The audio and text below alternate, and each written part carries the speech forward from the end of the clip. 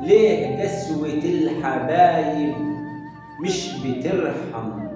فعلى مين بتندم؟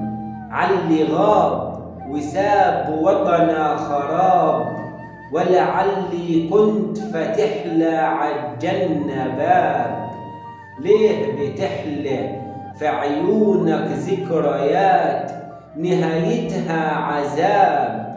انت كده دايما بتجري خلف السراب، تعبت روحي معاك وتعبت تفكيري، لما تعشق تقول لروحي طيري، واما تحزن بتحزن حزن هستيري.